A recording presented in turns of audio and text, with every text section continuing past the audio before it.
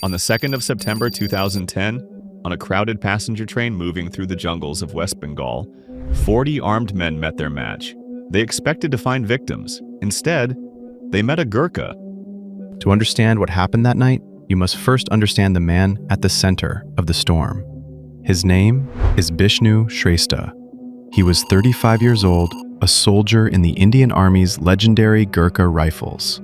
After 20 years of decorated service, he had just retired. He was on a long train journey from his last posting in Ranchi, heading home to his family and to a quiet, peaceful life in the mountains of Nepal. He was a man at peace, his service done, with the money he had saved to build a new life for his family. He had everything to live for and everything to lose, but the quiet life would have to wait. For over 200 years, the Gurkhas of Nepal have been regarded as the fiercest and most disciplined soldiers in the world. Recruited from the punishing slopes of the Himalayas, their reputation for unmatched courage is so great that it is woven into the fabric of military history. The former head of the Indian Army, Field Marshal Sam Manekshaw, famously said, "If a man says he is not afraid of dying, he is either lying or he is a Gurkha."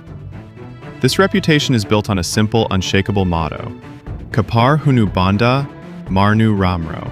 Better to die than be a coward. It is a law of the soul. And the symbol of that law, the extension of the Gurkha spirit, is this, the Kukri.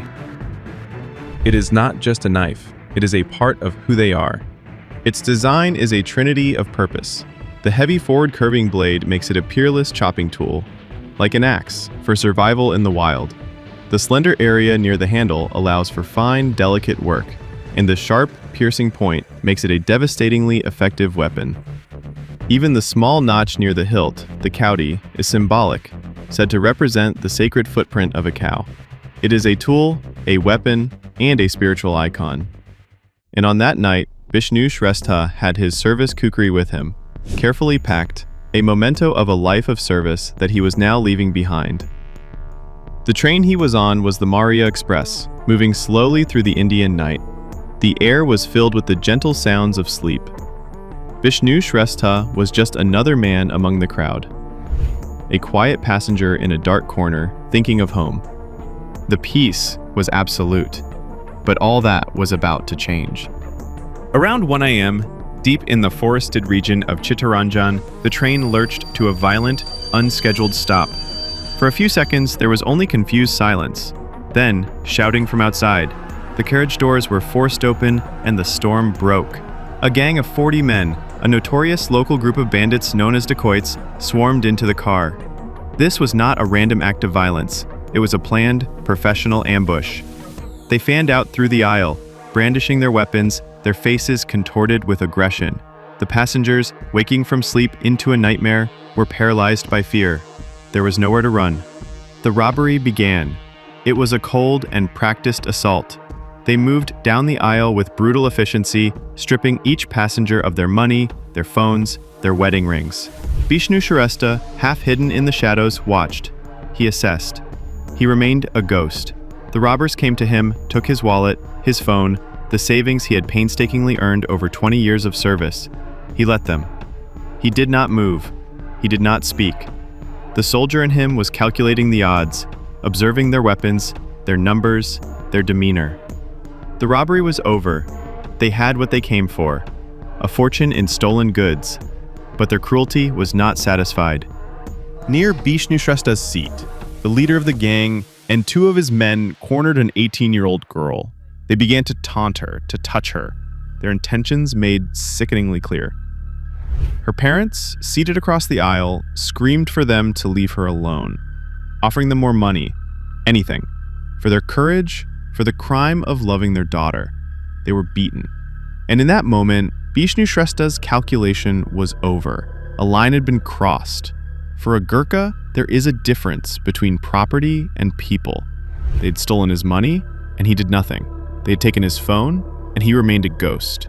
But now, they were trying to steal a person's dignity, a family's honor, and for that, the price would be paid in blood.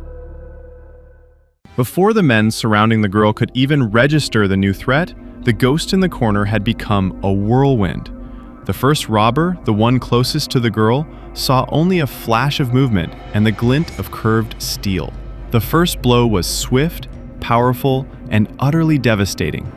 The narrow train car, which should have been a death trap, became Shrestha's greatest advantage. It was a fatal funnel. The robber's numerical superiority was useless. Only 2, maybe 3 men could face him at a time. The rest were trapped behind, a panicked audience to their own demise. Shrestha had transformed the carriage into a corridor of death. The robbers, armed with crude knives and swords, charged forward to avenge their friend. They were met with the cold, brutal calculus of a professional soldier. Shrestha movements were economical and precise. He used the Kukri's unique weight to his advantage, letting the heavy blade do the work, delivering powerful, cleaving blows.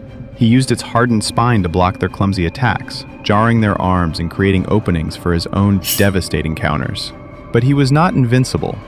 In the chaos of the fight, a blade sliced deep into his left hand, severing tendons and rendering it almost useless.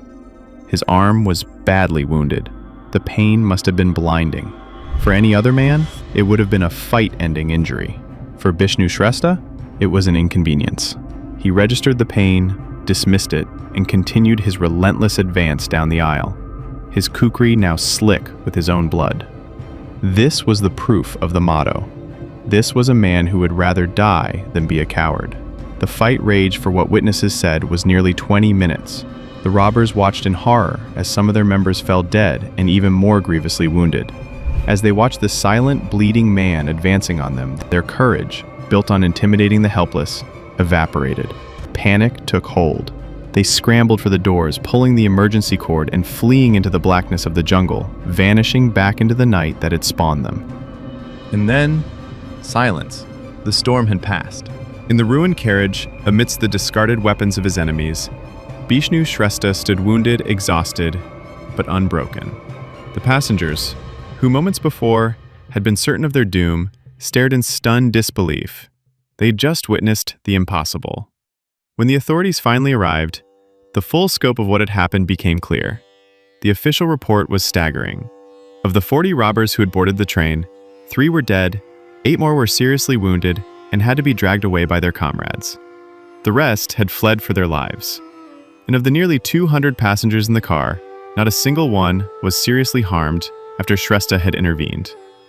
The 18-year-old girl, the catalyst for the entire battle, was safe, untouched.